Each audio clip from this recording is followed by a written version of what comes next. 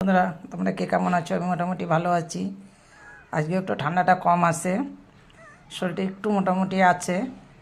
বন্ধুরা, আজকে এখানে আমি কাতলা মাছ নিয়ে নিয়েছি। সেদিনকে তো বড় কাতলা দেখিয়েছি। একা মানুষ, দুইজন মানুষের কত খাওয়া যায়, অনেকটাই কাতলা, 2 কেজির উপরে কাতলা। আজ এখানে আমি 7 পিস কাতলা নিয়েছি। দেখ, বড় ছেলে বাড়ি এসেছে। এখন বকুল কিচেনে আজকে কাতলা মাছের শুধু রসা হবে, শুধু রসা করব কাতলা মাছের। কাতলা মাছ এখানে আমি 7 পিস নিয়ে নিয়েছি। যদি কেউ খায়, বাইরের খাবে, যার জন্য একটু বেশি নিলাম। কেন, ছোটো ছেলে বড় ছেলে আসলে আবার লেবাররাও 2-4টে খাওয়া দাওয়া করে, যার জন্য একটু মাছ আমার তখন একটু বেশি রান্না করতে হয়। এখন কাতলা মাছটাকে আমি লবণ হলুদ মেখে নিয়েছি। এখন কাতলা মাছটাকে আমি ভেজে নেব। বন্ধুরা, তেলটা আমার কিন্তু গরম হয়ে গেছে। আমি কিন্তু কাতলা মাছ তেলের উপর দিয়ে দিয়েছি। এখন কাতলা মাছটাকে আমি ভেজে নেব সুন্দর করে। আচ্ছা, কাতলা মাছের শুধু রসা করব, আলু হলেও কিচ্ছু দেবো না। বন্ধুরা, মাছটা আমি উল্টে পাল্টে দিয়েছি। 1 পিঠ ভাজা হয়ে গেছে, উল্টে পাল্টে দিয়েছি মাছটাকে আমি। বন্ধুরা, আমার মাছটা ভাজা হয়ে গেছে। আমি ফোড়নে দিয়ে দিয়েছি একটু জিরার, একদম সাদা জিরা। এখানে দিলাম ধরো তেজপাতা। এখানে আমি একটু দারচিনির টুকরো দিয়ে দেব।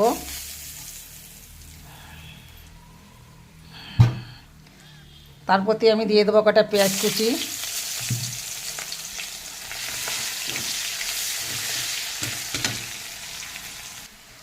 বন্ধুরা, আমার পেঁয়াজটা ভাজা হয়ে গেছে। এখন এর ভিতরে দিয়ে দেবো যে বাটা মশলাটা। এর ভিতরে দিয়ে দিয়েছি আমি একটা টমেটো, 2টো কাঁচা লঙ্কা, একটু আদা একসঙ্গে আমি বেটে নিয়েছি সব কিছু দিয়ে। কেন জানি না তো, আমি মিক্সার ছাড়া আমি নিচে বসে মশলাটা বাটতে পারি না। কেন আমি একদিন বলেছি, ভিডিওতে ছেড়েছিলাম, কেন নিচে বসে আমি শিলনোড়ে কোনো মশলা বাটতে পারি না। সবই আছে, নিচে বসতে আমার অসুবিধা হয়। কেন একটা দুর্ঘটনার জন্য আমি নিচে কখনোই বসতে পারি না, যার জন্য আমার সবসময় দাঁড়িয়ে বা উঁচুতে বসে আমাকে কাজ করতে হয়। কখনো আমি নিচে বসতে পারি না। আমি দাঁড়িয়ে রান্না করছি, তাও কিন্তু আমি দাঁড়িয়ে। আমি ভিডিও করতে গেলে আমার সবসময় জন্য আমি দাঁড়িয়ে, না হলে বসে, উঁচু জায়গায় বসে ছাড়া আমি নিচে বসতে পারি না। যার জন্য সব কিছু আমার মিক্সারে করতে হয়। আমি কোনো মশলা বসে বাটতে পারি না, নিচে বসার তো ক্ষমতা নেই। এখন আমি মশলাটাকে ভেজে নেব। বন্ধুরা, আমার মশলাটা কিন্তু ভাজা হয়ে গেছে। আমি এখানে দিয়ে দেবো হলুদ দিয়েছি, লবণ দিয়েছি, এখানে ধনে জিরার গুঁড়ো দিয়ে দেবো, এখানে একটু লঙ্কার গুঁড়ো দিয়ে দেবো। বন্ধুরা, আমি কিন্তু এর ভিতরে কিন্তু জল দিয়ে দিয়েছি। মশলাটা ভাজা হয়ে গেছে। এখন পরিমাণ মতো যেটুকু জল লাগবে আমি সেটুকু জলই দিয়ে দিয়েছি। তাও আমি গরম জল দিয়েছি, আমি কিন্তু এখানে ঠান্ডা জল ব্যবহার করিনি। বন্ধুরা, আমার ঝোলটা কিন্তু ফুটেছে। এখন মাছটা দিয়ে দেবো। বলছি না, আমার শরীরটা এত ঠান্ডা লেগেছিল, তার কথা আর কি বলবো। কথা বলতে গেলে খুব কাশি বেরিয়ে যায়। বন্ধুরা, আমার তরকারিটা কিন্তু ফুটে উঠেছে বা হয়ে গেছে। আমি এখন মাছটাকে শুধু ছেঁকে নেব। এখন আমি শুধু মাছটাকে ছেঁকে নেব। বন্ধুরা, আমি মাছটা কিন্তু ছেঁকনি দিয়ে ছেঁকে নিয়েছি। এখন এর ভিতরে দিয়ে দেবো আমি কিছুটা ঘি। একটা অনুষ্ঠান বাড়ির মতন রান্নায় দেখেন। এখন আমি ঘিটাকে দিয়ে দিয়েছি। এখন ঘিটা দিয়ে আমি একটু জাল দেবো। তারপরে দিয়ে দেবো এর ভিতরে একটু গরম মশলা।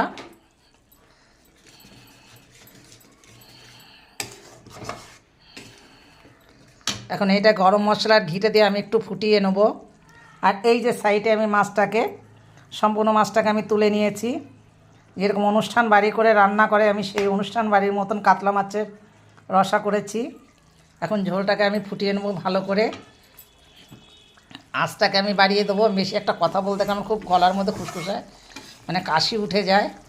দেখেন, এটা কিন্তু ফুটে উঠলে কিন্তু ঝোলটা একটা সাবানের মতো একটা গ্যাজা বেরোবে। সে গ্যাজাটা যখন বন্ধ হয়ে যাবে, তখন ঝোলটাকে নামিয়ে নিতে হবে। কারণ ফেনাটা উঠতেছে। আমার ঝোলটা কিন্তু ফুটে উঠেছে। এখন আমি ঝোলটাকে মাছের মধ্যে ঢেলে দেবো। বন্ধুরা, তরকারিটা কিন্তু আমি নামিয়ে নিয়েছি। মাছের ঝালটা আমি যে কাতলা মাছের যে রসাটা করেছি নামিয়ে নিয়েছি। আজকে রান্নার সিস্টেমটা দেখেছেন, এইভাবে কিন্তু অনুষ্ঠান বাড়ি রান্না করে, খুব সুন্দর রান্না। এইভাবে আপনারা রান্না করে খেয়ে দেখবেন, খুব টেস্ট লাগে। আমার ভিডিওটা দেখে একটা লাইক কমেন্ট শেয়ার করবেন, তাতে আমি খুব খুশি হব।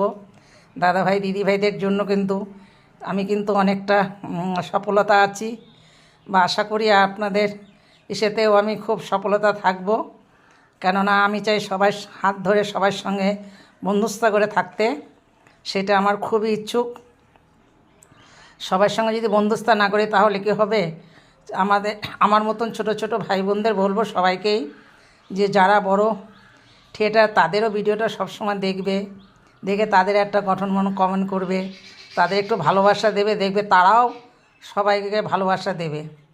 সবাই আমরা মানুষ, কারণ সব বন্ধুদের হাত ধরে সবাই চলবে। আমাদের মতন ছোট থিয়েটাররা সব বন্ধুরা চলবে বড়দের হাত ধরে, দেখবে তোমরাও একদিন সফলতা হবে।